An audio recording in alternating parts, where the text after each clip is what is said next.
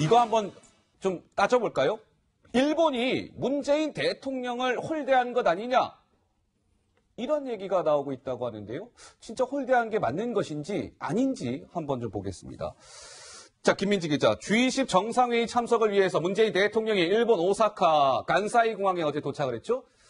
근데 공항 도착 때의 모습 때문에 지금 이 논란이 있는 모양이죠? 네, 그렇습니다. 어제 공항에서 이제 비행기에서 내리는 순간에 비가 굉장히 많이 왔습니다. 영상으로 지금 확인하시는 모습인데요. 비 많이 오네요. 간사이 공항에 도착했을 때 주변에 폭우가 좀 쏟아져가지고 문재인 대통령과 부인 김정숙 여사가 함께 우산을 쓰고 개방된 트랩에서 내려오는 그런 모습입니다. 팔짱을 끼고 이제 내려오는 모습인데 어떤 뭐 정상들은 이제 그 가려진 트랩에서 내려오기도 했는데 이 개방형 트랩에서 비가 저렇게 많이 오는데 내려오는 것을 두고 여러 가지 이야기들이 나오고 있는 상황입니다. 자, 이런 것이죠. 폭우가 내렸습니다. 오사카에. 그래서 문재인 대통령 부부가 우산을 쓴 채 트랩을 내려오죠. 비슷한 시간에 중국 국가주석이죠. 시진핑 중국 국가주석이 오사카 간사이 공항에 도착을 했는데 차이가 나죠. 시진핑 주석은 약간 이게 그러니까 비를 맞지 않게끔 완전히 폐쇄된 트랩을 했는데 문재인 대통령은 우산을 쓰고 내려왔다. 글쎄요, 신 박사님, 이거 뭐 좀 홀대라고 볼 수 있는 겁니까? 어떻습니까? 뭐 저거 자체는 홀대라고 보진 않습니다. 저 자체는 홀대가 아니다. 예, 결국에는 그것은 당사국이 원하는 방향을 들어주게 돼 있는 거거든요. 아하. 근데 우리나라 같은 경우에는 오셔서 지금 화면에 손 흔드는 모습이 잠깐 나왔잖아요. 예. 그러면서 이렇게 개방적으로 사진을 먼저 이렇게 찍기 위해서 오픈형으로 간 것 같고, 예. 중국과 같은 경우에는 그런 부분을 크게 신경 쓰지 않으니까 뭐 최고 지도자의 편의를 위해서 비를 안 맞고 계단에 내려올 수 있도록 예. 폐쇄형으로 간 것 같습니다. 아. 트럼프 대통령의 같은 경우에도 오픈형으로 이렇게 갔다는 점에서 굳이 네. 일본이 한국만을 홀대하려 하는 모습은 아닌 것 같습니다. 그러니까 그러고 보면 도널드 트럼프 미국 대통령이 오사카 간사이 공항에 도착했을 때도 시진핑 주석처럼 그렇게 폐쇄된 트랩이 아니라 트럼프 대통령도 우산 들고 내려오기는 해요. 내려오긴 하는데 저기서 조금 무슨 차이가 있는가 하면 시진핑 주석하고 문재인 대통령이 내려왔을 때는 비 양이 훨씬 셉니다.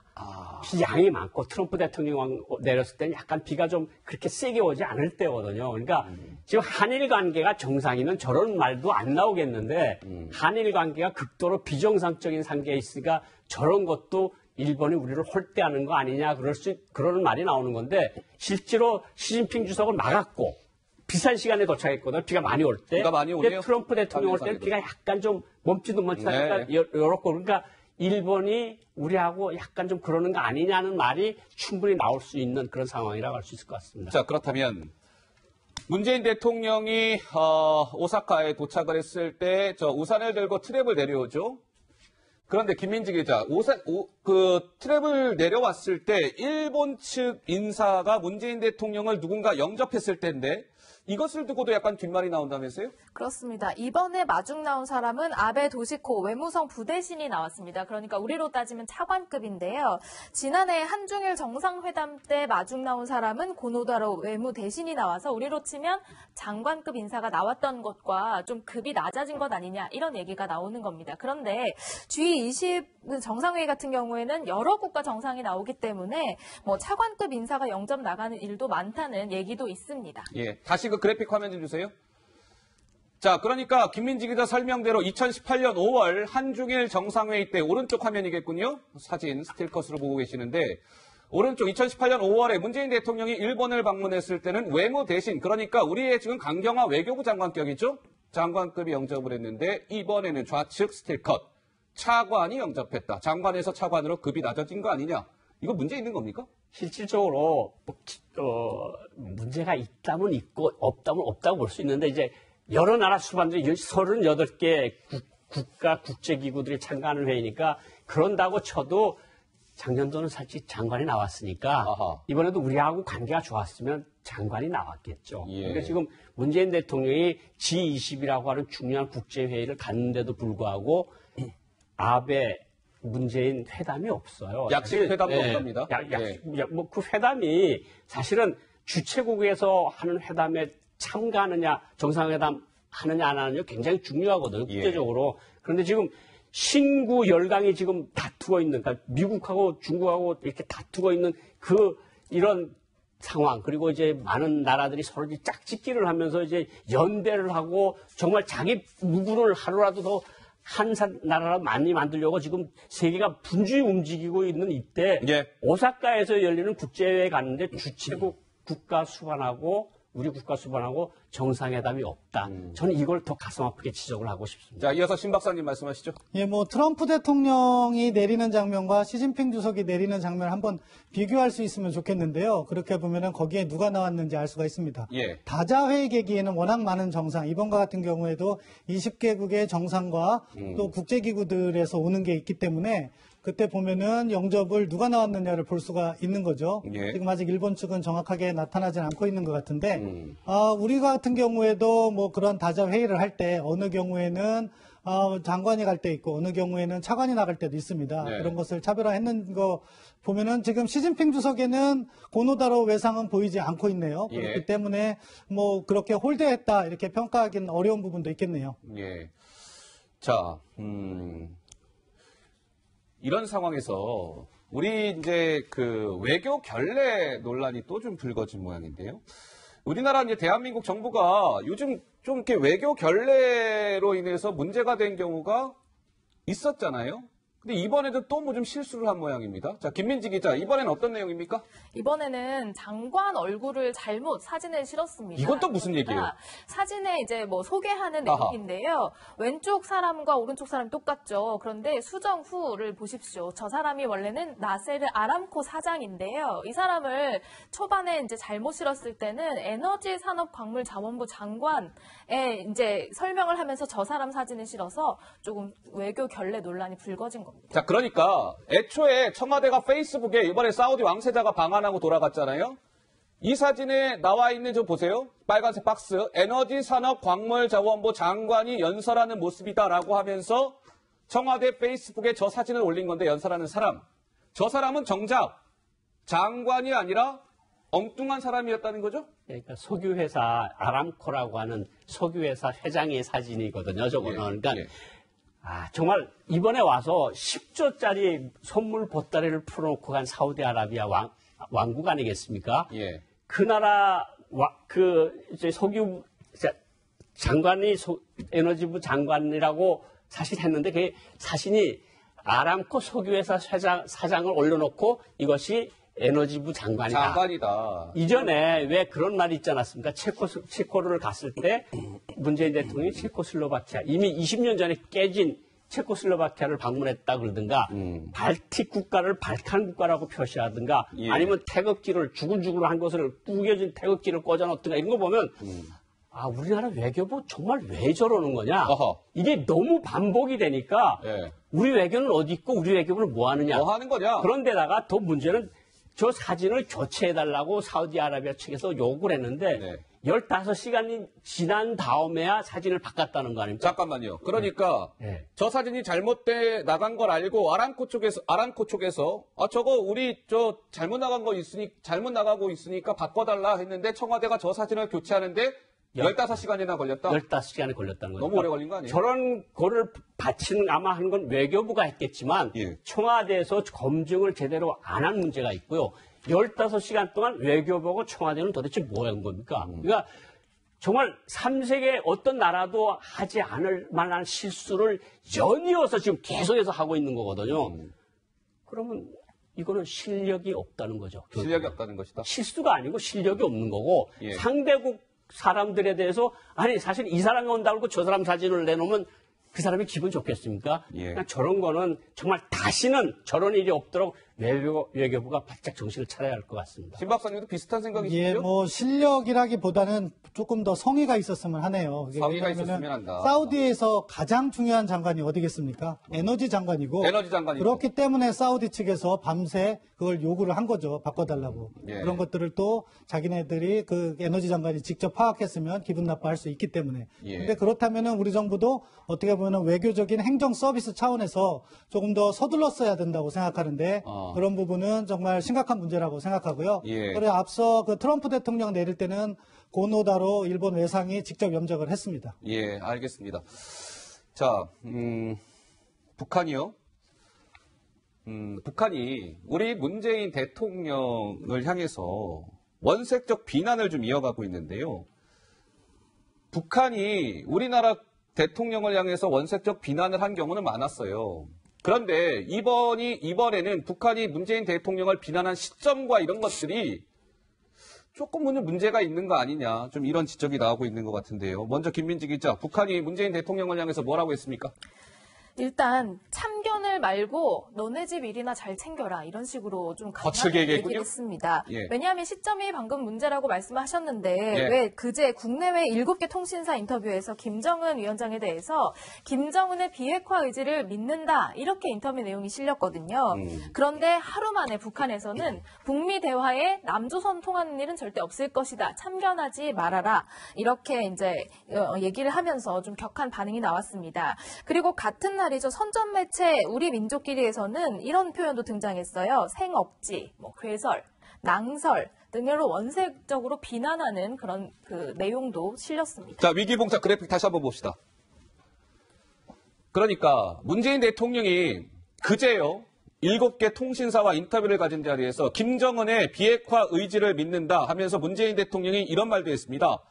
김정은은 상당히 결단력이 있고 유연성 있는 인물이다. 이렇게 평가했어요. 이 발언 자체에 대한 논란도 있었습니다. 그렇죠? 대통령이 김정은에 대해서 이렇게 얘기하는 게 맞느냐. 어쨌든 그런 논란에도 불구하고 문재인 대통령이 그런 발언을 했는데 북한은 보란 듯이 그 다음 달 참견하지 마시고요. 집안일이나 잘 챙기세요. 그러니까 문재인 대통령이 결단력이 있고 유연한 지도자를 했고 북한의 비핵화 의지를 믿는다고 7개, 세계 유수의 통신사를 모아놓고 이야기를 했는데 그게 다 평양에 들어갔을 거 아닙니까? 예. 그 다음날 외무성 일개 국장입니다. 미국 담당 국장 권정근이라는 사람이 예. 3가지로 이야기를 합니다. 첫째, 제 일이나 똑똑히 하라. 남의 일에 참견하려고 하지 말아라. 그리고 앞으로 미국과의 대화에서 남조선을 통하는 일은 절대로 없을 것이다. 이건 완전히 우리 대통령을 그냥 일개 외무성 국장이 그냥 공격을 하고 정말 까는 얘기거든요. 일개 북한 말로. 국장이, 우리 일개 대통령 국장이 예. 한나라의 대통령, 우리나라 대통령께서 지난해 3월부터 6월, 올해 2월 달까지 얼마나 애를 많이 썼습니까? 김정은 위원장하고 트럼프 대통령하고 만나도록 하기 위해서 그렇게 애를 썼는데 이제 당신들 빠져. 이거 당신들하고 이제 안 통할 거야. 우리 미국하고 직접 할 거고 당신들은 당신네 일이나 해. 예. 당신네 일도 많잖아. 이런 식으로 우리를 공격하는 일은 외무성의 일개 국장이 정말 제일 믿는다고 하는 그 대통령을 저렇게 면박을 주고 정면으로 공격하는 것 같은 거는 예. 정말 저 있을 수 없는 일이거든요. 저게 예. 상식도 없고 예의도 없고 도덕도 없고 저런 행동을 북한이 하는 거죠 지금. 예. 그러면서 우리 대통령을 면박한다는 건 우리 국민과 국가를 욕보이는 거거든요. 예. 북한이 저런 일은 정말 하지 않았으면 좋겠습니다. 자, 문재인 대통령은 그동안 북한을 향해서 이런 발언을 했었죠. 그 목소리 잠깐 듣고 오시죠. 동맹국에게만 의존할 수는 없습니다. 한반도 문제는 우리가 주도적으로 해결해야 합니다. 한반도 운명의 주인으로서 우리가 해야 할 일과 할 수 있는 역할에 맞게 앞으로도 우리 정부는 필요한 일을 마다하지 않고 최선을 다할 것입니다. 자, 이렇게 한번 짚어보겠습니다. 신 박사님, 그러면. 고영환 박사님께서는 북한이 저렇게 무례하게 우리나라 대통령을 향해서 저렇게 면박을 주듯이 하는 것은 매우 잘못된 일이다. 그렇다면 북한이 저렇게 나오는 데 있어서 우리 정부의 대북 정책이 혹시라도 뭐가 잘못된 것 아닐까? 북한이 저렇게 나오는 데는 우리의 대북 정책에 뭔가 문제가 있어서는 아닐까? 이런 부분을 조금 점검할 필요는 있지 않을까요? 당연히 점검해야죠. 지금 상당히 문제가 크다고 봅니다, 저는. 예. 외교적 결례일 뿐만 아니라 우리 정부의 역할을 무시하고 과거의 통미봉남 패턴으로 다시 돌아간 거죠. 예. 거기에다가, 지금 화면에는 안 나왔는데 그 대목이 있으면 좋겠는데, 예. 마치 물밑 대화가 이루어지는 것처럼 한국 정부가 광고하고 있다는 얘기까지 했어요. 아하. 뭐냐, 우리 정부가 상황을 호도하고 있다는 거죠. 예. 그것은 사실은 남북 관계에 있어서도 바람직하지 않은 행보를 우리 정부 스스로 하고 있다. 예. 그런 점까지 고려하면은 지금 우리 정부는 대북 정책을 점검하고 사실 실질적으로 대화가 물밑 대화가 없었다면 예. 있는 그대로를 이야기해야지 우리 정부가 과장해서 마치 무슨 대화가 진행 중인 것처럼 이야기했다면 이거는 정말로 우리 스스로 실수를 한 것이라 마찬가지라고 생각합니다. 예. 자, 우리 한국과 미국 간의 이 비핵화 관련해서 약간 좀 엇박자, 뭐 이런 좀 논란도 있는 것 같은데요. 그래픽 한번 보시죠. 문재인 대통령이 그제 7개 통신사와의 인터뷰에서 이렇게 얘기했습니다. 북한의 영변 핵시설을 폐기한다면, 영변의 핵시설이 있잖아요. 그걸 폐기한다면 북한 비핵화는 되돌릴 수 없는 단계다라고 문재인 대통령이 이야기했습니다. 그런데 미국은 어떤 입장이죠? 영변 가지고는 턱도 없다는 거예요. 영변 폐기 가지고 무슨 비핵화냐? 영변 플러스 알파, 비밀 핵시설 이런 거 싹 다 없애야 된다. FFVD라고 하잖아요. 이거 시각차 일단은 있어 보이네요. 그렇죠. 그러니까 우리나라 통신사만 모아놓고 이야기했으면 조금 더 다른데 세계 유수의 통신사 6개를 모아놓고 한 자리에서 영변만 없애면 비핵화는 돌이킬 수 없는 단계다. 그러면 2월 27일, 28일 하노이 노딜이 결국은 영변 문제 외에 다른 장소가 있기 때문에 깨진 거 아니겠습니까? 예. 근데 김정은 위원장 이야기하는 거하고 문재인 대통령 지금 말씀하시는 거하고 같거든요. 영변만 없애면 된다는 거거든요. 근데 미국 대통령은 강선 등 다른 몇 군데의 비밀 핵시설, 네. 거기 플러스 만들어 놓은 핵무기, 지금 스톡홀름 연구소에서 이야기하는 20기, 적어도 20기에 달하는 핵탄두 문제는 어디 갑니까? 아하. 그러니까 청와대도 하루 지나서 그것은 비핵화의 입구이다고 정정은 했는데도 불구하고 어쨌든 문재인 대통령의 기본적인 머리 안에, 의식 안에 명변만 폐기하면 북한 핵 문제는 해결이 되는 거 아니냐. 예. 이런 의식이 들어가 있을까 봐 많은 국민들이 우려를 하고 있는 거라고. 일각에선 생각합니다. 신 박사님 이런 지적도 하더군요. 그러니까 문재인 대통령이 그제 어쨌든 영변 핵시설 폐기하면 북한 비핵화는 되돌릴 수 없는 단계다라고 분명히 이야기했어요. 이 발언과 관련해서 이제 논란이 일자 아까 고 박사님이 말씀하신 것처럼 청와대가 좀 해명을 했죠. 그게 완전한 비핵화라는 게 아니라 완전한 비핵화로 가기 위한 하나의 그냥 입구다라고 해명을 했습니다. 자, 완전한 비핵화라고 했다가 또 입구라고 해명을 했는데 이러한 것들이 북한과 미국한테 우리의 대북 정책은 도대체 어떤 것이냐, 너무 오락가락하는 것 아니냐, 이런 좀 잘못된 시그널을 줄 수 있지 않을까요? 잘못된 시그널을 주죠. 북한과 같은 경우에는 우리가 영변만 폐기한다면 한국은 다 설득된 거다 이렇게 잘못된 메시지를 줄 수가 있고요. 예. 미국에 대해서는 트럼프 대통령의 입장을 우리 문재인 대통령께서 정면으로 반박한다 하는 오해를 날 수가 있는 거죠. 어허. 이게 왜 중요하냐? 사후에 청와대 대변인실에서 나온 해명 자료는 맞다고 생각합니다. 입구라고 한다고 하면은 큰 문제는 없어요. 예. 그런데 무엇이냐? 이번 6개 통신사하고의 인터뷰가 서면 인터뷰였다는 거예요. 서면 인터뷰. 즉석에서 대통령께서 실수한 것이 아니라 우리 국가안보실의 검토를 다 거쳤을 서면 인터뷰 내용에서 저렇게 잘못된 내용이 담겨 있다는 것은요. 예. 어떻게 되면 우리 정부의 진심이거나 아하. 아니면은 우리 정부가 제대로 작동하지 못해서 예. 안보실의 검토와 이러한 대변인실의 의견이 다르게 나왔을 수도 있다. 그렇기 예. 때문에 지금 대북 정책 심각하게 점검해야 된다고 생각합니다. 알겠습니다. 또 하나 이제 북한 평양 속으로 한번 들어가 볼까요? 평양으로. 북한 소식인데요. 자, 평양에서 김민지 기자, 그러니까 원비어라고 다들 아시죠? 원비어. 북한에 억류돼 있다가 미국으로 돌아갔는데 결국 안타깝게 숨졌습니다.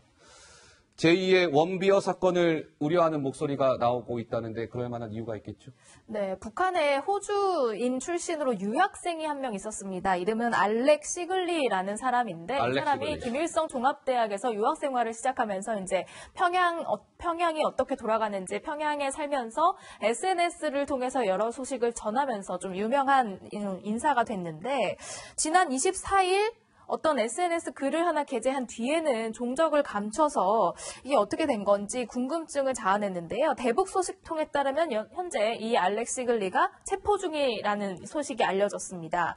시글리는 북한에서 결혼식도 올리고 북한 노래도 부르는 모습도 공개되고 하면서 친북 인사로 알려졌는데 왜 체포됐을까 여러모로 좀 의문이 남는 그런 사건입니다. 당연히 의문이 남죠.